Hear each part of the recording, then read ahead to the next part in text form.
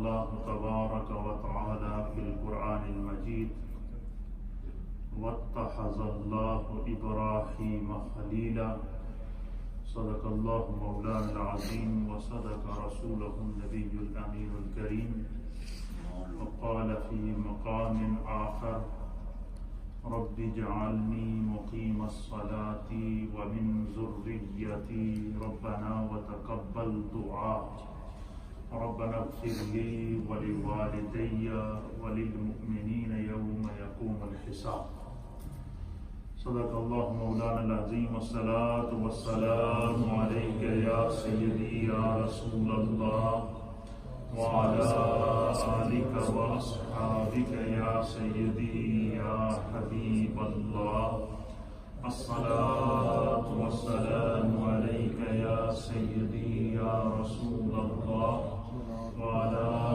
آلك وأصحابك يا سيدي يا خاتم النبيين۔ اللہ کے محترم، اللہ کے فضل و احسان سے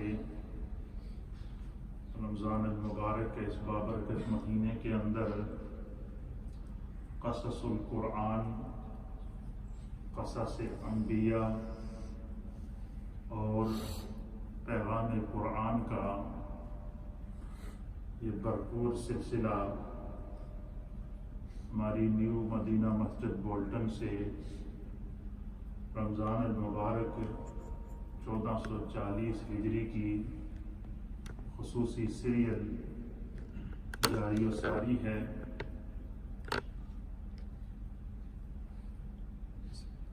قصص القرآن میں ہم نے سب سے پہلے قصص انبیاء کا انتخاب کیا، کیونکہ روئے زمین پر جتنی بھی خیر آئی ہے، روئے زمین پر جتنا بھی اللہ کی طرف سے انسانیت پر کرم ہوا ہے اور روئے زمین پر جتنا بھی نور پھیلا ہے، روئے زمین پر جتنی بھی رشد و ہدایت پھیلی ہے، اس کے لیے اللہ تعالیٰ نے انبیاء کرام کا انتخاب کیا۔ تو روئے زمین پر پھیلنے والی رشد و ہدایت کا انتخاب اللہ کی جانب سے جب انبیاء کرام کا ہوا تو ہم نے بھی سنت الہیہ پر عمل کرتے ہوئے اور سنت مصطفیٰ پر عمل کرتے ہوئے قصص القرآن میں سب سے پہلے قصص الانبیاء کا انتخاب کیا۔ اور آپ تمام دوستوں کی دعاؤں اور محبتوں کے صلے میں ہمارا یہ قصص الانبیاء اور قصص القرآن کا یہ جو سیریل ہماری مسجد سے جاری ہے، اسے بیک وقت سوشل میڈیا کے اوپر، یوٹیوب کے اوپر، ٹویٹر کے اوپر، انسٹاگرام کے اوپر یہ بیک وقت نشر ہوتا ہے اور لاکھوں میں، ملینز میں جو ہے وہ خواتین و احباب اس سے مستفید ہوتے ہیں، فائدہ اٹھاتے ہیں۔ خداوند قدوس پیغام دین کو ہمیں کما حق و پھیلانے کی توفیق عطا فرمائے۔ میں سب سے پہلے تو آپ تمام دوستوں کو خراج محبت پیش کرتا ہوں۔ آپ لوگوں کا ذوق، آپ کا ولولہ، ہر سال رمضان میں مجھے یہ یاد ہے وہ لمحات ہے، پچھلے سال ہم نے پورے قرآن کا خلاصہ پیش کیا اور ہمارے بعض دوست وہ تھے کہ جنہوں نے اپنی تمام تر مصروفیات کو بالائے طاق رکھتے ہوئے ایک درس بھی مس نہیں کیا، سارے سنے۔ یہ بڑی سعادت ہوتی ہے، یہ خدا کی طرف سے نصیب ہوتی ہے، اور میں بھی آپ لوگوں کو پیچھا نہیں چھوڑتا۔ جو نہیں سنتے ہیں ان کے گھر پہ بھی وہ میسج چلا جاتا ہے کہ گھر پہ بھی بیٹھ کے سنو، لیکن سنو ضرور، کیونکہ یہ ہماری ڈیوٹی ہے کہ یہ ڈیوٹی ہم ادا کرتے رہیں گے۔ اس سے کوئی ہمیں غرض نہیں ہوتی کہ کتنے لوگ سننے والے ہیں، کتنے مجلس میں بیٹھنے والے ہیں، کوئی بھی نہیں ہوگا، میں پھر بھی سناؤں گا، کیونکہ یہ ہماری ڈیوٹی اللہ کی طرف سے ہے اور وہ ڈیوٹی ہم نے ادا کرنی ہے۔ اس سے پہلے ہم نے کل کا جو درس ہم نے دیا تھا وہ کس بارے میں دیا تھا، یاد ہے آپ کو؟ حضرت صالح علیہ السلام اور ان کی قوم کا قصہ آپ کی خدمت میں پیش کیا تھا۔ آج کا جو درس ہے یہ حضرت سیدنا آدم علیہ نبینا علیہ السلام کے درس کی طرح یہ سب سے قرآن کریم کے اندر جتنے بھی قصص ہیں نا ان تمام قصص کا نچوڑ ہے آج کا درس۔ اور یہ درس ایک درس نہیں ہوگا، جس طرح میں نے حضرت آدم علیہ السلام کے سیرت کے اوپر، آپ کے بایوگرافی کے اوپر تقریباً 8 درس دیے، 8 لیکچر حضرت آدم علیہ السلام کے۔ اسی طریقے سے حضرت ابراہیم علیہ السلام کا چونکہ آج ذکر ہے، آپ جد الانبیاء ہیں، آپ سے اللہ تعالیٰ نے انبیاء اکرام کی نسل کو تواتر سے چلایا ہے، اور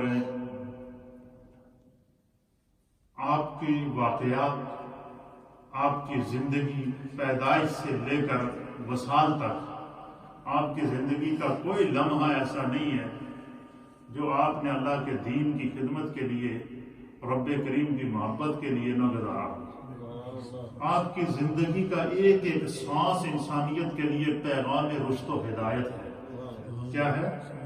اور یہی وجہ ہے کہ اللہ تعالیٰ نے حضرت ابراہیم علیہ السلام کے بارے میں فرمایا کہ وَلَقَدْ آتَيْنَا إِبْرَاهِيمَ رُشْدًا، کہ ہم نے ابراہیم علیہ السلام کو ہدایت دے کر دنیا کے اندر بھیجا۔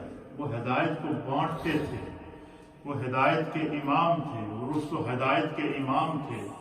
پھر اللہ تعالیٰ نے حضرت سیدنا ابراہیم علیہ السلام کو اپنا خلیل بنایا، اور اللہ تعالیٰ نے آپ کی اس خلت کا اعلان بھی قرآن کے اندر ارشاد فرمایا وَاتَّخَذَ اللَّهُ إِبْرَاهِيمَ خَلِيلًا، کہ اور بنا لیا اللہ تعالیٰ نے ابراہیم کو اپنا پیارا خلیل۔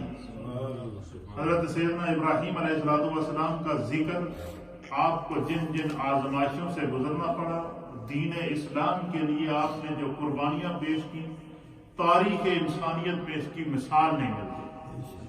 کسی بھی چیز کی محبت کے اظہار کے لیے بندہ یا اپنے آپ کو پیش کرتا ہے، یا اپنی اولاد کو پیش کرتا ہے، یا اپنے مال کو پیش کرتا ہے، لیکن حضرت سیدنا ابراہیم علیہ السلام کی سیرت کو اب ہم دیکھتے ہیں تو انہوں نے اپنی جان کا نذرانہ پہلے پیش کیا اپنے رب کی بارگاہ میں۔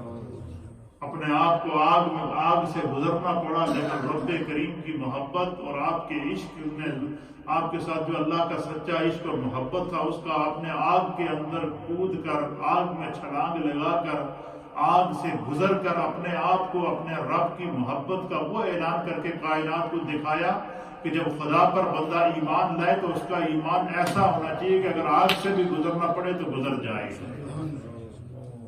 پھر آزمائش آئی، ہجرت کرنا پڑی، ہجرت کی۔ پھر آزمائش آئی، بیٹے کے گلے پر چھری چلانا پڑی، زمین اور آسمان کانپ اٹھے، لیکن ابراہیم اس قربانی سے گزر گئے۔ کیا کیا واقعات ہیں آپ کی، کیا کیا معجزات ہیں، کیا کیا محبتیں ہیں، کیا کیا اپنے رب سے تعلق ہے۔ اس کی کسی ایک ایک چیز کا جب بندہ ذکر کرتا ہے تو آدمی کی عقل حیران رہ جاتی ہے، اور ایمان نہ صرف مضبوط ہوتا ہے بلکہ محبت الہی اور عشق مصطفیٰ میں جولانی کے اندر اضافہ ہوتا ہے۔ اور آپ کا تذکرہ تفصیل سے بیان کرنے سے پہلے حسب دستور جو ہم نے قصص الانبیاء کا ایک طریقہ کار، ایک سکیچ آپ کے سامنے تیار کیا ہے کہ سب سے پہلے جس نبی کا ذکر کیا جاتا ہے اس کا خاندانی پس منظر، اس کا حسب و نسب، پھر قرآن حکیم فرقان مجید کے کتنے مقامات پر اللہ نے اس نبی کا ذکر کن کن پیراؤں کے اندر کیا، اس کے علاوہ پھر اس نبی کو کن کن معجزات اللہ تعالیٰ نے کیا کیا معجزات عطا کیے، پھر اس نبی کو کن کن آزمائشوں سے گزرنا پڑا۔ یہ ایک سلسلہ ہمارا جاری ہے۔ اسی ترتیب کو قائم رکھتے ہوئے میں سب سے پہلے آپ کی خدمت میں تعارف ابو الانبیاء جد الانبیاء حضرت سیدنا ابراہیم علیہ السلام پیش کرتا ہوں۔ میں چاہوں گا آپ جتنے حضرات میری اس مجلس میں بیٹھے ہیں وہ بھی، جو ریڈیو کے ذریعے اس مجلس کو سن رہے ہیں وہ بھی، اور جو سوشل میڈیا کے ذریعے اس وقت پوری دنیا میں اس پروگرام کو دیکھ رہے ہیں وہ بھی اس پروگرام کو تذکرہ سیدنا ابراہیم علیہ السلام سننے سے پہلے سب سے پہلے ہم سب مل کر ایک مرتبہ درود ابراہیمی پڑھ لیں۔ میں آگے آپ کو تذکرے میں بتاؤں گا کہ درود ابراہیمی کے کیا فضائل ہیں اور درود ابراہیمی کو ہر نماز میں کیوں رکھا گیا، اس میں کیا حکمت ہے، انشاءاللہ اس پر بھی گفتگو کروں گا، لیکن سب مل کر ایک دفعہ درود ابراہیمی پڑھیں۔ اللہم صلی علی سیدنا و مولانا محمد وعلی آل سیدنا و مولانا محمد کما صلیت علی سیدنا ابراہیم وعلی آل سیدنا ابراہیم انک حمید مجید۔ اللہم بارک علی محمد وعلی آل سیدنا محمد کما بارکت علی سیدنا ابراہیم وعلی آل سیدنا ابراہیم انک حمید مجید۔ الصلاۃ والسلام علیک یا سیدی یا رسول اللہ وعلی آلک واصحابک یا سیدی یا رحمۃ للعالمین۔ حضرت سیدنا ابراہیم علیہ السلام کا نام النامی اسم گرامی ابراہیم تھا۔ کیا نام تھا؟ ان کو مختلف قراتوں سے پکارا جاتا ہے۔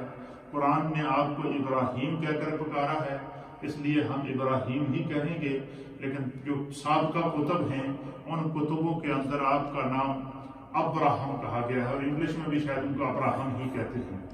اسی طریقے سے جو ہے وہ ابراہیم بھی کہتے ہیں، ابراہم بھی کہتے ہیں، ابراہم بھی کہتے ہیں، ابراہم بھی کہتے ہیں، ابراہمہ بھی کہتے ہیں۔ مختلف لغات کے اندر، مختلف زبانوں کے اندر آپ کا جو تذکرہ جو ہے وہ مختلف ناموں سے موجود ہے، لیکن جو قرآن کریم فرقان مجید نے آپ کا نام ابراہیم کہا ہے، اس لیے ہم آپ کا نام ابراہیم ہی جو ہے وہ اس کا ذکر کریں گے۔ اور آپ کا جو نام ابراہیم ہے اس کے اندر آپ یہ سمجھ لیں کہ ایک دفعہ آپ کا نام لینے سے یہ چونکہ قرآنک ورڈ بن گیا ہے تو اللہ تعالیٰ ہمارے نصیب میں 50 سے زائد نیکیاں لکھ دیتا ہے۔ اور جس نبی کا نام لینے سے 50 سے زائد صرف نیکیاں حصے میں آ جائیں، اس نبی کا تذکرہ سننے کی کیا برکت ہوگی، اس نبی کا ذکر سننے کا کیا فضیلت ہوگی۔ اللہ تعالیٰ ہمیں برکات نصیب فرمائے۔ آپ کا نام ابراہیم تھا، آپ کے والد کا نام طارق تھا۔ کیا تھا؟ طارق۔ اور آپ کا جو سلسلہ نسب بیان کیا گیا ہے اس کو علامہ طبری نے بیان کیا ہے، اسی طریقے سے ابن کثیر نے بیان کیا ہے، صاحب روح البیان نے بیان کیا ہے، صاحب تبیان القرآن نے بیان کیا ہے، اور قصص الانبیاء کے اندر بیان کیا گیا ہے، قصص القرآن کے اندر آپ کا سلسلہ نسب بیان کیا گیا ہے، اور دیگر جو اہل سیر نے انساب کے اوپر بڑی بڑی کتابیں لکھی ہیں، نسب دانی جس کو کہتے ہیں۔ انساب ایک الگ علم ہے، دوسروں کے نسب کو معلوم کرنا یہ ایک الگ علم ہے، ایک الگ علم کا سمندر ہے۔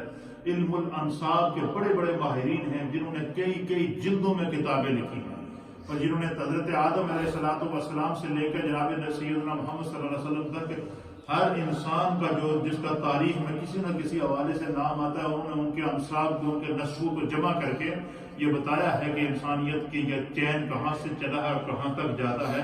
تو علم الانساب کے ماہرین نے آپ کا جو سلسلہ نسب لکھا ہے وہ یہ لکھا ہے کہ ابراہیم بن طارق بن ناخور بن سارو بن ارغو بن فالغ بن عابر بن شالح بن کینان بن ارفشد بن سام بن نوح علیہ السلام۔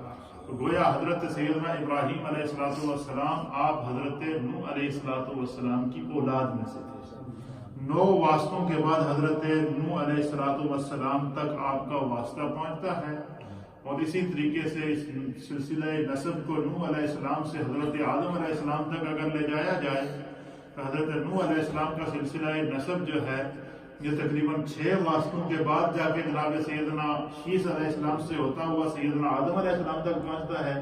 اس طریقے سے حضرت ابراہیم علیہ السلام کا سلسلہ نسب 9 واسطوں تک تو حضرت نوح علیہ السلام تک پہنچتا ہے، اور آپ کا سلسلہ نسب 16 واسطوں کے بعد آپ جا کر ڈائریکٹ حضرت سیدنا آدم علیہ نبینا علیہ السلام سے ملتا ہے۔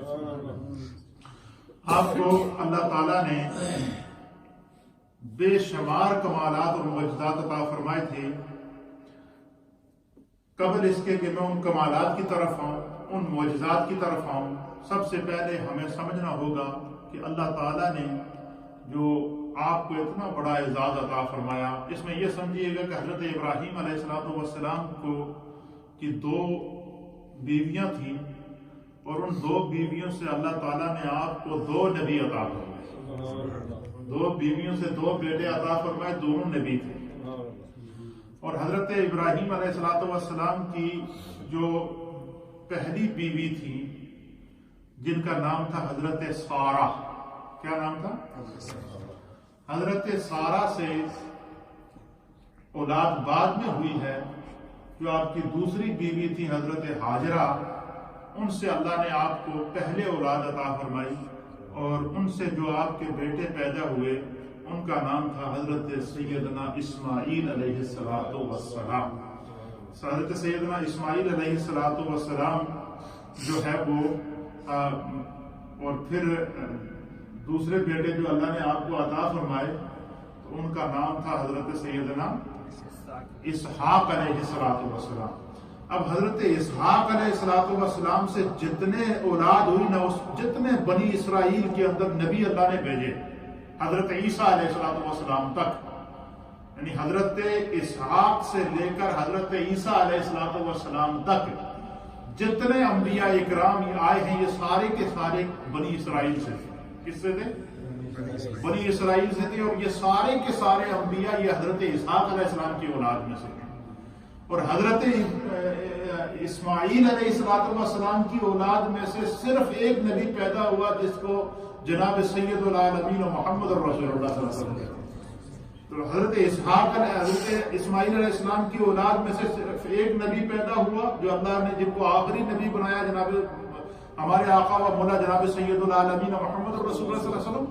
اور حضرت اسحاق علیہ السلام کی اولاد سے بنی اسرائیل کے حضرت عیسیٰ علیہ السلام تک تمام انبیاء اکرام اللہ نے پیدا فرمائے۔ تو یعنی تمام انبیاء اکرام کی نسل جو چلی ہے آگے، جتنی جو ہے یہ ساری کی ساری اس کا جو ہے وہ حضرت ابراہیم علیہ السلام سے یہ نسل چلتی ہے، پھر ابراہیم علیہ السلام سے حضرت نوح علیہ السلام تک جاتی ہے، حضرت نوح علیہ السلام سے جو ہے وہ ہوتی ہوئی حضرت شیث علیہ السلام اور حضرت آدم علیہ السلام تک جاتی ہے۔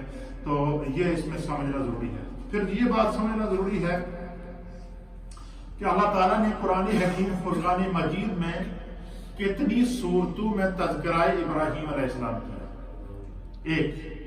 دوسرا یہ کہ قرآن حکیم فرقان مجید کی کتنی آیات کے اندر اللہ رب العالمین نے تذکرہ حضرت سیدنا ابراہیم علیہ نبی علیہ السلام فرمایا۔ یہ جب آپ سنیں گے تو آپ کا ایمان تازہ ہو جائے گا، اس سے آپ کو خود پتہ چل جائے گا۔ یعنی جب ہم ان صورتوں کا، ان آیات کا ذکر کرتے ہیں کہ جن کے اندر نام لے کر اللہ نے اپنے پیارے خلیل حضرت ابراہیم علیہ السلام کو پکارا ہے، تو انسان کا ایمان تازہ ہو جاتا ہے کہ جب خدا ہو کر اپنے نبی کا اتنا ذکر کر رہا ہے، اتنے مقامات پر اللہ ان کو بار بار ان کا نام لے کر ان کو پکار رہا ہے، ان کی عظمت کو بیان کر رہا ہے، ان کے معجزات کو بیان کر رہا ہے، ان کے کمالات کو بیان کر رہا ہے، تو ہم امتی ہو کر نبی کا تذکرہ جتنا کہہ رہے ہیں اتنا کم ہے، کیونکہ اللہ جب بار بار قرآن کے اندر کر رہا ہے۔ اچھا، خدا یہ نہیں کر سکتا تھا کہ کسی ایک صورت میں حضرت ابراہیم علیہ السلام کا قصہ بیان کر دیتا، کسی ایک صورت میں آپ کا ذکر کر دیتا، لیکن اللہ تعالیٰ نے قرآن حکیم کی 1 نہیں 2 نہیں 3 نہیں 25 صورتوں میں تذکرہ ابراہیم علیہ السلام، نہ صرف تذکرہ ابراہیم علیہ السلام، 25 صورتوں کے اندر اللہ رب العالمین نے حضرت ابراہیم علیہ السلام کا ذکر کیا ہے، آپ کے نام کے ساتھ، آپ کی صفات کے ساتھ، آپ کے کمالات کے ساتھ، آپ کی عظمتوں کے ساتھ۔ کہیں آپ کو اپنا خلیل فرمایا، کہیں ابراہیم کہہ کر کے پکارا، کہیں جو ہے وہ اللہ تعالیٰ نے آپ کو مختلف صفات اور کمالات کے ساتھ پکارا، تو قرآن کریم فرقان مجید کی جن صورتوں میں اللہ تعالیٰ نے حضرت ابراہیم علیہ السلام کا نام لے کر آپ کا ذکر، آپ کا تذکرہ خدا نے فرمایا ہے، ان صورتوں کے اندر سورہ بقرہ کے اندر اللہ تعالیٰ نے جو ہے وہ 12 آیات ہیں سورہ بقرہ کے اندر۔ کتنی آیات ہیں سورہ بقرہ میں؟ 12 آیات ہیں سورہ بقرہ کے اندر، اور ان 12 آیات کے اندر ان میں سے آیت نمبر 124 میں اللہ نے ذکر ابراہیم علیہ السلام فرمایا ہے۔ سورہ بقرہ کی آیت نمبر 125 میں اللہ تعالیٰ نے تذکرہ سیدنا ابراہیم علیہ السلام فرمایا۔ سورہ بقرہ کی آیت نمبر 126 میں اللہ نے تذکرہ سیدنا ابراہیم علیہ السلام فرمایا۔ سورہ بقرہ کی آیت نمبر 127 کے اندر اللہ تعالیٰ نے تذکرہ سیدنا ابراہیم علیہ السلام فرمایا۔ سورہ بقرہ کی آیت نمبر 130 کے اندر اللہ تعالیٰ نے تذکرہ سیدنا ابراہیم علیہ السلام فرمایا۔ سورہ بقرہ کی آیت نمبر 132 کے اندر جو ہے وہ تذکرہ ابراہیم علیہ السلام، 133 کے اندر تذکرہ ابراہیم علیہ السلام، سورہ بقرہ کی آیت 135 کے اندر سورہ بقرہ کی آیت نمبر 136، 140، 258 اور 260 سورہ بقرہ میں 12 آیات ہیں جہاں خدا نام لے کر تذکرہ ابراہیم علیہ السلام فرمایا۔ اب آپ دیکھیں کہ سورہ بقرہ میں جب ذکر ابراہیم آیا تو خداوند قدوس نے چاہا کہ میں بار بار ابراہیم علیہ السلام کا ذکر کروں، تو سورہ بقرہ میں 12 مقامات میں اللہ تعالیٰ نے حضرت ابراہیم علیہ السلام کا ذکر کیا۔ سورہ آل عمران کے اندر 7 مقامات ہیں جہاں اللہ نے حضرت ابراہیم علیہ السلام کا ذکر فرمایا۔ سورہ آل عمران کی آیت نمبر 33 کے اندر، 65 کے اندر، 67 کے اندر، 68 کے اندر، 84 کے اندر، 95 کے اندر، 97 کے اندر، یہ 7 آیات ہیں سورہ آل عمران کے اندر جہاں خداوند قدوس تذکرہ سیدنا ابراہیم علیہ السلام ان کے نام کے ساتھ فرما رہا ہے، ان کی صفات کے ساتھ فرما رہا ہے، ان کے کمالات کے ساتھ فرما رہا ہے۔ پھر اسی طریقے سے سورۃ النساء ہے۔ سورۃ النساء کی 3 آیات کے اندر اللہ تعالیٰ نے تذکرہ ابراہیم علیہ السلام فرمایا۔ سورۃ النساء کی آیت نمبر 54 کے اندر، سورۃ النساء کی آیت نمبر 125 کے اندر، سورۃ النساء کی آیت نمبر 163 کے اندر اللہ تعالیٰ تذکرہ سیدنا ابراہیم علیہ السلام فرما رہا ہے۔ سورۃ الانعام کی جو ہے وہ آیتیں ہیں 6۔ سورۃ الانعام میں 6 مقامات ہیں، 6 آیات ہیں جہاں اللہ تعالیٰ نے تذکرہ سیدنا ابراہیم علیہ السلام فرمایا ہے۔ سورۃ الانعام کی جن 6 آیات میں تذکرہ فرمایا ان میں سورۃ الانعام کی آیت نمبر 74 ہے، آیت نمبر 75 ہے، آیت نمبر 83 ہے، آیت نمبر 161 ہے۔ ان آیات کے اندر اللہ تعالیٰ نے تذکرہ سیدنا ابراہیم علیہ السلام جو ہے وہ نازل فرمایا ہے۔ اور سورہ توبہ کی آیت نمبر 2 آیات ہیں، سورہ توبہ کی آیت نمبر 70 ہے اور 114 کے اندر اللہ تعالیٰ نے تذکرہ سیدنا ابراہیم علیہ السلام فرمایا ہے۔ سورہ ہود کی آیت کے اندر 4 آیات ہیں، ان میں آیت نمبر 69 ہے، آیت نمبر 74 ہے، آیت نمبر 75 ہے، آیت نمبر 67 ہے، جس کے اندر اللہ تعالیٰ نے حضرت سیدنا ابراہیم علیہ السلام کا ذکر نام لے کر فرمایا ہے۔ اسی طریقے سے سورہ ابراہیم کے اندر اللہ تعالیٰ نے کی آیت نمبر 35 کے اندر آپ کا نام لے کر آپ کا ذکر فرمایا ہے۔ سورہ النحل کی آیت نمبر 120 اور 123 کے اندر 2 مقامات پر اللہ تعالیٰ تذکرہ سیدنا ابراہیم علیہ السلام فرما رہا ہے۔ سورہ انبیاء کی آیت نمبر یہ 51 ہے، آیت نمبر 60 ہے، آیت نمبر 62 ہے، آیت نمبر 69 ہے۔ سورہ الانبیاء کی 4 آیات ہیں جس کے اندر اللہ تعالیٰ نے نام لے کر حضرت ابراہیم علیہ السلام کا تذکرہ فرما رہا ہے، اور یہ سورہ انبیاء کے اندر اللہ تعالیٰ پورا واقعہ ابراہیم علیہ السلام ان کو کن مشکلات سے گزرنا پڑا، کن مقامات سے گزرنا پڑا، اس کو اللہ تعالیٰ نے بڑی تفصیل کے ساتھ بیان فرمایا ہے۔ پھر اسی طریقے سے سورۃ الشعراء کی آیت نمبر 69، ایک آیت کے اندر اللہ تعالیٰ نے حضرت ابراہیم علیہ السلام کا ذکر فرمایا۔ سورۃ الاحزاب کی آیت نمبر 7 میں اللہ نے تذکرہ ابراہیم علیہ السلام فرمایا۔ سورہ صاد کی آیت نمبر 45 کے اندر اللہ تعالیٰ نے تذکرہ سیدنا ابراہیم علیہ السلام فرمایا۔ سورہ الزخرف کی آیت نمبر 37 کے اندر اللہ تعالیٰ نے تذکرہ سیدنا ابراہیم علیہ السلام فرمایا۔ سورہ النجم کی آیت نمبر 37 کے اندر ایک مرتبہ تذکرہ ابراہیم علیہ السلام فرمایا گیا۔ اسی طریقے سے سورہ الممتحنہ اس کی جو ہے وہ 2 آیات ہیں، آیت نمبر 6 اور آیت نمبر 38 کے اندر اللہ تعالیٰ تذکرہ سیدنا ابراہیم علیہ السلام فرما رہا ہے۔ سورہ یوسف کی جو ہے وہ آیت نمبر 51 کے اندر اللہ تعالیٰ تذکرہ سیدنا ابراہیم علیہ السلام فرما رہا ہے۔ سورہ الحجر کی جو ہے وہ آیت نمبر 41، آیت نمبر 46 اور آیت نمبر 58، 3 آیات کے اندر اللہ تعالیٰ تذکرہ سیدنا ابراہیم علیہ السلام فرما رہا ہے۔ سورہ مریم کی آیت نمبر 26 ہے، 43 ہے اور 78 نمبر آیت ہے، اس کے اندر اللہ تعالیٰ جو ہے وہ تذکرہ سیدنا ابراہیم علیہ السلام فرماتا ہے۔ سورہ الحج، سورۃ الحج کی 2 آیات ہیں، آیت نمبر 16 اور آیت نمبر 31 کے اندر اللہ تعالیٰ تذکرہ سیدنا ابراہیم علیہ السلام فرما رہا ہے۔ اسی طریقے سے سورہ العنکبوت، سورۃ العنکبوت کی 3 آیات ہیں، آیت نمبر 83 ہے، آیت نمبر 104 ہے اور آیت نمبر 109 ہے، ان کے اندر اللہ تعالیٰ تذکرہ سیدنا ابراہیم علیہ السلام فرما رہا ہے۔ سورہ صافات جو ہے وہ سورہ صافات کی جو ہے وہ سورہ صافات کی 3 آیات کے اندر اللہ تعالیٰ ذکر سیدنا ابراہیم علیہ السلام کا ذکر 83 نمبر آیت 104 اور 109 کے اندر آپ کا تذکرہ فرما رہا ہے۔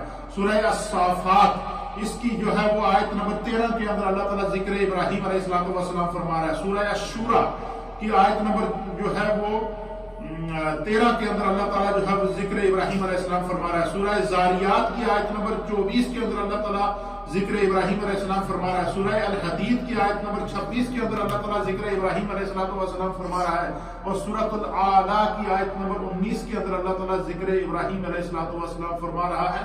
اس طرح قرآن کریم کی 25 صورتوں میں 63 ٹائم 25 صورتوں میں 63 مرتبہ اللہ تعالیٰ سیدنا ابراہیم علیہ السلام کا نام لے کر آپ کے صفات کے ساتھ، بعض جگہ آپ کے کمالات کے ساتھ، بعض جگہ آپ کے معجزات کے ساتھ، بعض جگہ آپ کے مرتبے اور مقام کے ساتھ، آپ کی عظمت اور رفعت کے ساتھ خداوند قدوس ذکر سیدنا ابراہیم علیہ السلام، اس سے آپ حضرت سیدنا ابراہیم علیہ السلام کا مقام اور مرتبہ آپ اندازہ لگا سکتے ہیں۔ تو اس پورے سکیچ کے اندر جو میں نے آیات قرآنی کا آپ کے سامنے نقشہ پیش کیا ہے، اس کو آسان پیرائی میں سمجھنے کے لیے تفصیل میں نے اس لیے بتا دی ہے تاکہ میڈیا کے اوپر اس کا ریکارڈ آ جائے، کہ ہر ایک کو سمجھنے، کوئی بندہ اس کے اوپر ریسرچ کرنا چاہے تو وہ ان نمبروں سے ان آیات کو کیا کر سکتا ہے، کھول کر پڑھ سکتا ہے۔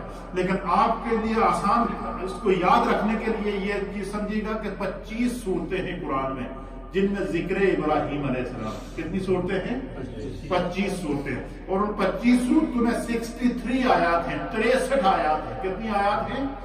63 آیات ہیں، جن کے اندر اللہ تعالیٰ نے اپنے پیارے خلیل حضرت سیدنا ابراہیم علیہ نبینا علیہ السلام کا ذکر فرمایا ہے۔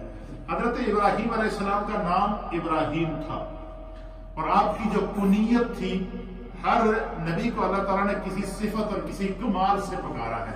جیسے نبی پاک صلی اللہ علیہ وسلم کی صفت کیا تھی؟ آپ کو رحمت للعالمین کہتے ہیں، کیونکہ اللہ تعالیٰ نے کائنات کے لیے آپ کو رحمت بنا کر بھیجا ہے، آپ حبیب کردگار ہیں۔ تو حضرت ابراہیم علیہ السلام کی کنیت تھی ابو ضیفان۔ ضیفان کا معنی ہے ضعیف، عربی زبان میں کہتے ہیں ضعیف، مہمان کو کہتے ہیں۔ حضرت ابراہیم علیہ السلام بہت زیادہ مہمان نواز تھے۔ آپ کے گھر کے 4 دروازے ہوتے تھے، چاروں مہمانوں کے لیے کھلے ہوتے تھے، اور مہمانوں کی لائنیں لگی ہوتی تھیں، اور ہر وقت آپ نے مہمانوں کے ضیافت کا اعلیٰ سے اعلیٰ کھانے کا اہتمام کیا ہوتا تھا، انتظام کیا ہوتا تھا۔ اس لیے آپ کی کنیت ابو ضیفان پڑی کہ آپ مہمان نواز تھے، ہر وقت مہمان، حتیٰ کہ یہاں تک روایات کے اندر آتا ہے کہ جس دن کے حضرت ابراہیم علیہ السلام کو کھانے میں کوئی مہمان نہ ملے، آپ اس دن روزہ رکھ لیا کرتے، کھانا نہیں کھاتے، اور کئی مائل تک سفر کر کے مہمانوں کو تلاش کر کے لاتے تھے۔ پھر جو وہ مختلف جگہوں سے جو ہے وہ جا کر آپ غلہ خرید کے لاتے تھے۔ ایک روایت کے اندر آتا ہے کہ ہزاروں کے حساب سے جو ہے نا لوگ آپ کے دروازے پر کھانا کھانے کے لیے آتے، اور حضرت سارا سے آپ کہتے ہیں اور حضرت حاجرہ سے کہتے ہیں کہ بس لنگر پکاؤ اور ان کو کھلاؤ۔ ایک دفعہ حضرت سارا نے کہا کہ جا کے غلہ ختم ہو گیا ہے، اور غلہ لے کر آئے تو اس دوران قحط پڑ گیا. کیا ہو گیا؟ قحط پڑ گیا. کہیں سے غلہ نہیں مل رہا تھا. بڑے گھومے پھرے اور نہیں ملا. تو آپ واپس آئے. تو واپس آتے ہوئے آپ نے سوچا کہ یہ جو میں نے بوری اٹھائی ہوئی ہے دانوں کے لیے یہ خالی لے جانا تو مناسب نہیں ہے. چلو کوئی مٹی بھر کے لے جانا, چلو کم از کم مٹی سے کام آ جائے گی.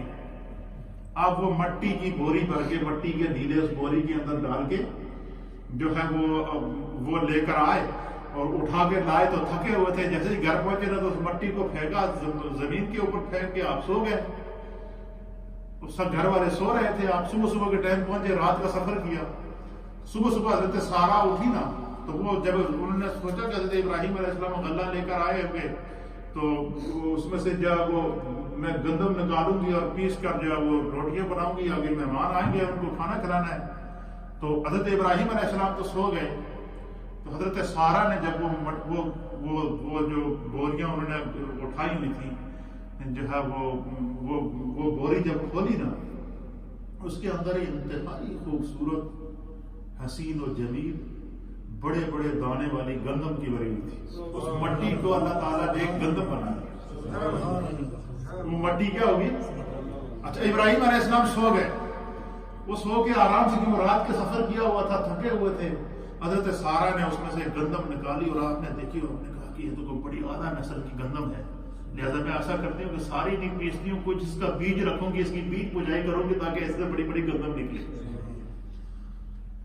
اہل سیر نے لکھا ہے کہ اس سے پہلے جب زمین پر گندم بوتے تھے نا تو گندم کے پودے سے صرف ایک دانہ نکلتا تھا. لیکن وہ جو بیج جس مٹی کو اللہ تعالیٰ نے ابراہیم علیہ السلام کی برکت سے گندم بنایا تھا, اور میں اس گندم کا جب بیج زمین کے اندر بوتے تھے تو وہ پودا اپنی جڑوں سے لے کر جتنی اس کی ہائٹ ہوتی اس تک سارے کے سارے اس کے ساتھ دانے لگتے ہیں. آپ نے دیکھا گندم کے ایک پودے کے ساتھ کئی قسم کے دانے ہوتے ہیں. 100 کے قریب, 50 کے قریب, 60 کے قریب. بڑے بڑے سٹے نہیں ہوتے, اتنا بڑا اس کا سٹا ہوتا ہے اور اس کے ساتھ چاروں طرف دانے لگے ہوتے ہیں. فرمایا یہ وہی گندم ہے جس کو حضرت ابراہیم علیہ السلام کو, وہ مٹی ہے جس کو اللہ تعالیٰ نے حضرت ابراہیم علیہ السلام کی برکت سے گندم بنا دیا. یہ اسی کی نسل سے اللہ تعالیٰ نے آگے سے رزق کیا ہے, پھیلایا ہے. تو آپ مہمان نواز تھے, اس لیے آپ کی یہ کنیت ابو الضیفان رکھی گئی ہے. حضرت سیدنا ابراہیم علیہ السلام جس دور میں پیدا ہوئے وہ دور بت پرستی کا دور تھا, اور اس دور کا سب سے بڑا جو بادشاہ تھا اس کا نام تھا نمرود. اچھا, اس سے پہلے آپ کو جو میں نے واقعات سنائے ہیں, قصص سنائے ہیں انبیاء کے, اس میں تو یہ ہوتا تھا کہ نوح علیہ السلام کی قوم نے بتوں کی پوجا کی, شیطان نے ان کے گھروں میں بت رکھ دیے.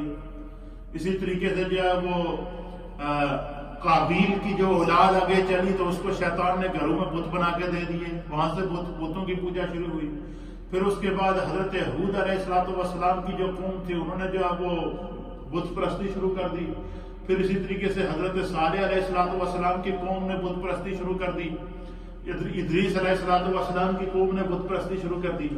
لیکن جب حضرت ابراہیم علیہ السلام کا دور آیا تو یہاں پر یہ لوگ اس حد تک گمراہ ہو چکے تھے, بت پرستی تو ان کے اندر تھی ہی تھی, لیکن جو اس دور کا بادشاہ تھا نمرود, اس کا قرآن اس واقعے کو بیان کرتا ہے کہ وہ اس حد تک متکبر ہو چکا تھا کہ اس نے یہ کہنا شروع کر دیا کہ انا ربکم الاعلی, لوگوں سے کہتا تھا تمہارا خدا میں ہوں, تم مجھے سجدہ کرو. اور وہ لوگ اس کے جتنا لوگوں کو وہ غلہ دیتا تھا, رزق دیتا, جو تقسیم ہوتا تھا غلہ اور جو خوراک وغیرہ تقسیم ہوتی تھی, تو لوگ جا کر اس کے دربار سے لے کر آتے تھے تو اس کی ایک شرط ہوتی تھی کہ وہ جب غلہ لینے کے لیے جاتے تھے تو وہ کرسی لگا کر بیٹھا ہوتا, تو وہ ان سے کہتا کہ وہ تم یہ کہو کہ میں تمہارا رب ہوں. تو وہ ان سے کہتا کہ تمہارا رب کون ہے, تو لوگ اسے کہتے کہ تو ہمارا رب ہے. جو اسے یہ کہتا کہ تو ہمارا رب ہے, پھر وہ اسے کہتا ہے کہ تم مجھے سجدہ کرو, پھر لوگ اس کو سجدہ کرتے, تو پھر جو ہے وہ ان کو وہ غلہ دیتا. تو اس حد تک بت پرستی تو شرک اس حد تک بڑھ گیا تھا کہ وہ شرک بتوں سے نکل کر انسانوں تک پہنچ چکا تھا. اور انسان جو ہے وہ نمرود نے بھی خدائی کا دعویٰ کر دیا تھا, اچھا وہ بڑا ذہین بادشاہ تھا، وہ مطالعہ کرتا تھا پچھلی امتوں کے جو عذاب آئے تھے ان کا وہ ریسرچ کرتا تھا، مطالعہ کرتا تھا، واقعات پڑھتا تھا۔ اس نے یہ کیا ہوا تھا کہ اس نے اپنے ارد گرد نجومی، علم حیات کے ماہرین، اسی طریقے سے مختلف علوم کے ماہرین اور علم الانصاب کے ماہرین، پھر اس کے علاوہ وہ لوگ جو نجومی تھے، جو مختلف غیب کی باتیں بتاتے تھے اور جو مختلف جو وہ قصے اور قیافے بیان کر کے اندازے لگا کے وہ بتا دیتے تھے کہ یہ کام ہونے والا ہے، ان کو اتنا تجربہ ہوتا تھا، اس کو اس نے اپنی کابینہ میں رکھا ہوتا تھا۔ وہ ہر روز ان سے اجلاس کرتا تھا کہ آج کا دن کیسا گزرے گا، آج کا دن کیسا گزرے گا، آج کا دن کیسا گزرے گا۔ ایک دن اس نے اجلاس کیا تو اس کے جتنے نجومی تھے انہوں نے کہا کہ ہمارا جو حساب ہے وہ یہ کہہ رہا ہے کہ یہ جو آنے والا سال ہے یہ تیرے زوال کا سوال شروع ہونے والا ہے۔ پھر اس نے یہ کیا کہ ایک دن نمرود نے خواب دیکھا، حضرت ابراہیم علیہ السلام کی پیدائش سے پہلے کا واقعہ ہے۔ نمرود نے خواب دیکھا کہ آسمان سے ایک ستارہ چمکا ہے اور اس کے سامنے چاند اور سورج کی جو روشنی ہے نا وہ بھی مدھم پڑ جاتی ہے، اور وہ اس ستارے کی وجہ سے جو ہے نا باقی پوری دنیا میں اندھیرا چھا جاتا ہے اور وہی ستارہ نظر آتا ہے۔ وہ بڑا پریشان ہوا، وہ جاگا، اس نے صبح سارے جتنے بھی وہ علم نجوم کے ماہرین تھے یا جو تعبیریں رویا خواب کی تعبیریں بتانے والے لوگ تھے، جو کاہن تھے اس کی دربار کے اندر، جو بڑے بڑے جو اس علم کے فن کے ماہر تھے، ان تمام کو اس نے بلایا اور کہا کہ میں نے آج رات کو یہ خواب دیکھا، مجھے اس کی تعبیر بتاؤ۔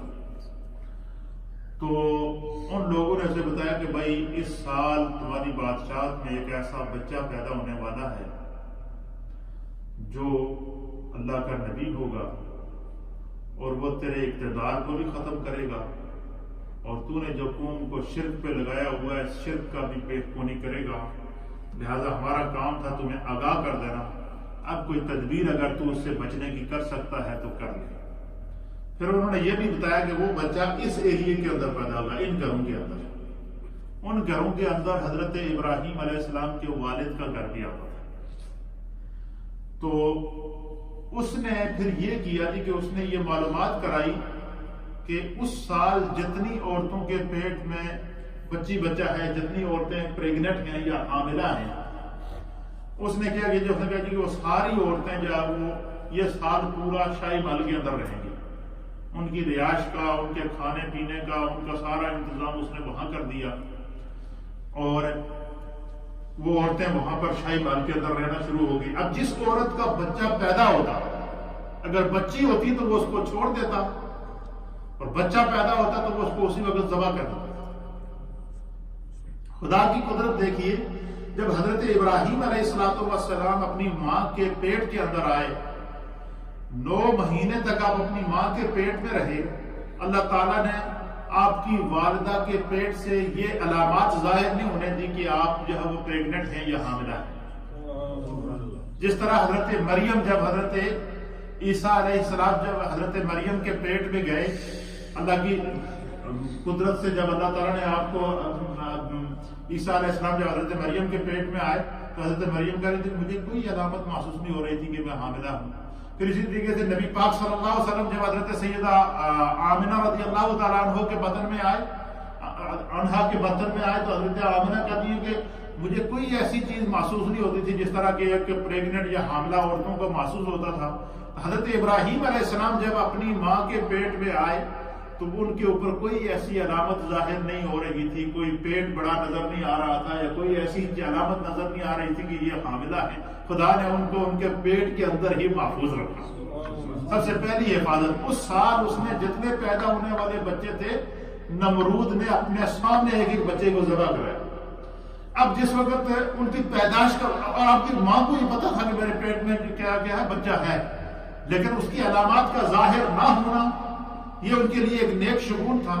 اب جب ان کی پیدائش کا وقت آیا، آپ نے حضرت ابراہیم علیہ السلام کی والدہ نے آپ کے والد طارق سے مشورہ کیا اور آپ سے کہا کہ یہ مسئلہ ہے، میں یہ نہیں چاہتی ہوں کہ میرا بیٹا میرے سامنے پیدا ہوتے ہوئے ذبح ہو، لہذا آپ مجھے اجازت دیں تو میں اس بچے کو کسی غار کے اندر جا کے جنم دیتی ہوں۔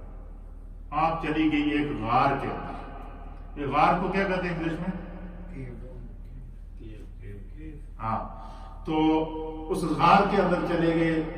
اس غار کے اندر جب وہ آپ کی والدہ چلی گئی تو وہاں پر اللہ تعالیٰ نے حضرت ابراہیم علیہ السلام آپ کو عطا فرمایا. ابراہیم علیہ السلام اس غار میں پیدا ہوئے.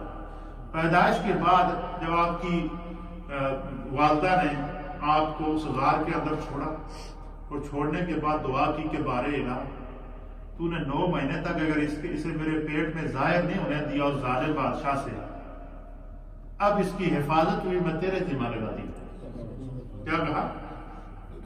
اس بچے کی حفاظت بھی میں کیا کرتی ہوں؟ تیرے ذمہ لگاتی ہوں. تو انہوں نے حضرت ابراہیم علیہ السلام کو اسی غار میں چھوڑا، اور چھوڑنے کے بعد جو ہے وہ اس غار میں آپ کو چھوڑنے کے بعد اس غار کے آگے ایک بڑا پتھر دیا. پتھر دے کر آپ کو خدا کے سپرد کر کے چلی ہے. پھر دوسرے دن وہاں سے نکلی کہ جا کر میں دیکھوں بچے کو اور دودھ وغیرہ پلاؤں. آپ کی والدہ کہتی ہے جب میں دوسرے دن گئی تو میں نے ایک بڑا عجیب و غریب منظر دیکھا. منظر یہ دیکھا کہ حضرت ابراہیم علیہ السلام نے یہ 2 انگلیاں اپنے منہ میں ڈالی ہوئی ہیں.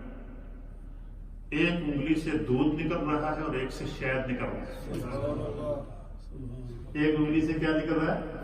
دودھ نکل رہا ہے. ایک سے شہد نکل رہا ہے. پھر کہتی ہے کہ میں نے بڑے غور سے ان کا دیکھا تو مجھے بڑی تسلی ہو گئی کہ بھائی یہ خداوند قدوس نے اس بچے کی حفاظت اپنے ذمہ لی ہے. مجھے اب کوئی فکر نہیں ہے. آپ بالکل بے فکر ہو کر آ گئی. پھر 1 دن نہیں، 2 دن نہیں، کبھی ہفتے بعد جاتی، کبھی 10 دن بعد جاتی. پھر کہتی ہے کہ ایک دفعہ میں گئی تو میرے خیال میں دیکھوں جیسے اس کی انگلیوں میں کیا ہے. اچھا وہ 1 دن میں اتنے بڑے ہوتے جیسے 1 مہینے میں ہوتے ہیں. 1 دن میں اس طرح آپ کا قد بڑھ جاتا ہے جیسے 1 مہینے کا بچہ ہوتا ہے. تو حضرت ابراہیم علیہ السلام کو کہتی ہے کہ میں نے جب چیک کیا تو ان کی 1 انگلی سے دودھ نکل رہا تھا، 1 انگلی سے شہد نکل رہا تھا، 1 انگلی سے پانی نکل رہا تھا، 1 انگلی سے کھجور کا رس نکل رہا تھا. اس طرح آپ کی مختلف انگلیوں 5 انگلیوں سے والا کوئی نہ کوئی چیز، کوئی جنتی مشروب اس طرح نکل رہا تھا. اور آپ کو جب پانی پینے کی ضرورت ہوتی تو آپ یہ چھوٹی والی انگلی منہ میں ڈالتے، اس سے اللہ پانی دیتا. آپ کو جب خوراک کھانے کی ضرورت پڑتی تو آپ یہ والی انگلی منہ میں ڈالتے تو اس سے اللہ آپ کو کھجور دیتا. اور جب آپ کو جو ہے وہ شہد کی کسی میٹھی چیز کی ضرورت پڑتی تو آپ یہ مڈل والی انگلی جو آپ منہ میں ڈالتے تو اس سے اللہ شہد نکالتا. اور جب دودھ کی ضرورت پڑتی تو آپ یہ شہادت کی انگلی منہ میں ڈالتے، خدا اس سے دودھ پیدا کرتا. اسی طریقے سے جب وہ مختلف انداز سے جب کہتی ہے کہ پھر میں نے دیکھا کہ ان کا قد اتنا بڑھ رہا ہے کہ 1 دن کا جو بچہ تھا وہ 1 دن کا ان کا قد اتنا بڑھتا کہ 1 مہینے کا بڑھ جائے.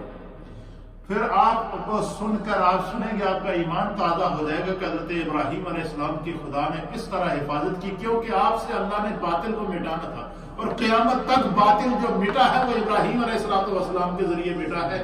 پھر جو ہے باطل نے سر نہیں اٹھایا. کیونکہ نمرود کو جو اللہ نے بادشاہ عطا فرمائی تھی اس کے بارے میں اہل سیرت نے لکھا کہ پوری روئے زمین کا وہ بادشاہ ہو. اس لیے اس نے دعویٰ کیا تھا کہ انا ربکم الاعلی، میں سب سے بڑا خدا تو میں ہوں. پھر آگے جا کر ابراہیم علیہ السلام کے اس کے ساتھ مناظرے ہوئے. پھر آپ کو جو طرح طرح کی آزمائشوں سے گزرنا پڑا. اس طرف میں آپ کو کل لے کر جاؤں گا. آج میں صرف بات کو یہیں پہ ختم کرتا ہوں کہ آپ کو غار میں کتنا عرصہ رہے. یہاں پر ہم آج کی کیا کرتے ہیں درس کو کمپلیٹ کرتے ہیں پھر تاکہ آپ کی دلچسپی آگے اور اضافہ ہو. حضرت سیدنا ابراہیم علیہ السلام کو آپ کی والدہ کہتی ہیں کہ جو بچہ 1 مہینے میں جتنا بچے کے قد میں اضافہ ہوتا ہے ابراہیم علیہ السلام کا 1 دن میں ہوتا. اسی طریقے سے کرتے کرتے 1 دن نہیں، 2 دن نہیں، 3 دن نہیں، 4 دن نہیں، 15 مہینے تک حضرت ابراہیم علیہ السلام اس غار میں رہے. کتنے؟ 15 مہینے تک اگر آپ رہے ہیں تو آپ 1 دن میں آپ کا جو قد کا اضافہ ہوتا تھا وہ کتنا ہوتا تھا؟ 1 مہینے کا. اور 1 مہینے میں جو آپ کا قد بڑھتا تھا وہ 1 سال کے برابر بڑھ جاتا تھا. یہ حیثیت نے لکھا.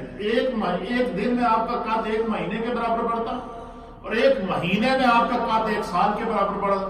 15 مہینے کے بعد جب حضرت ابراہیم علیہ السلام کا جو قد تھا وہ یہ لگ رہا تھا کہ آپ کی عمر مبارک 15 سال، جس میں 15 سال کا نوجوان بیٹا ہوتا ہے، جوان لڑکا ہوتا ہے، نوجوان ہوتا ہے، 15 مہینے میں آپ کا قد 15 سال کے لڑکے کے برابر ہو گیا۔ اور 15 مہینے کے بعد آپ نے اپنی والدہ سے کہا کہ اب میں باہر آؤں گا۔ پھر وہ جب آپ نے بولنا شروع کیا تو اس کے اوپر مفسرین نے بڑے مزیدار ایمان افروز واقعہ لکھے کہ والدہ سے سوالات کرتے تھے کہ ہمارا رب کون ہے، تو والدہ کہتی کہ ہمارا رب جو ہے وہ جو مختلف انداز سے ان سے سوالات کرتے، پھر لوگوں سے سوال، پھر آپ کا جو ایک چچا تھا اس کا نام تھا آزر، جس کو قرآن کریم نے بھی اس کا ذکر کیا ہے، تو کہ قرآن نے اس کو جو ہے وہ ذکر فرمایا کہ وہ جو آزر تھا نا وہ بت شکن تھا، وہ بت بناتا، بت شکن نہیں تھا، بت گر تھا، بت بناتا تھا۔ بت شکن تو اس کو کہتے ہیں جو بت توڑنے والا، ابراہیم علیہ السلام بت شکن تھے، بتوں کو انہوں نے سب نے توڑا ہے۔ اور آزر جو تھا، جو آپ کا چچا تھا، وہ بت بناتا تھا، اور وہ بتوں کا اتنا بڑا کاریگر تھا کہ وہ ہر شکل و صورت میں بت کو ڈال دیتا تھا۔ تو جو ہے وہ آپ والدہ سے پوچھتے کہ یہ لوگ بتوں کی پوجا کر رہے ہیں، یہ کیا ان کو کچھ کھانے پینے کے لیے دیتے ہیں، ان سے بولتے ہیں، ان کی آیتیں سنتے ہیں، اس طرح کے آگے انشاءاللہ اس کی تفصیلات بیان کریں گے۔ لیکن آج ہم اپنی گفتگو کو یہاں تک رکھتے ہیں کیونکہ تذکرہ ابراہیم علیہ السلام بڑا ہی دلچسپ اور بڑا ہی ایمان افروز ہے۔ تو حضرت ابراہیم علیہ السلام کی پیدائش کہاں ہوئی؟ ایک غار کے اندر ہوئی، اور اس غار کے اندر آپ کتنا عرصہ رہے؟ 15 مہینے تک رہے، اور قرآن کریم کی 25 صورتوں میں خدا نے آپ کا تذکرہ کیا، اور 63 آیات کے اندر اللہ تعالیٰ نے تذکرہ سیدنا ابراہیم علیہ السلام بیان فرمایا۔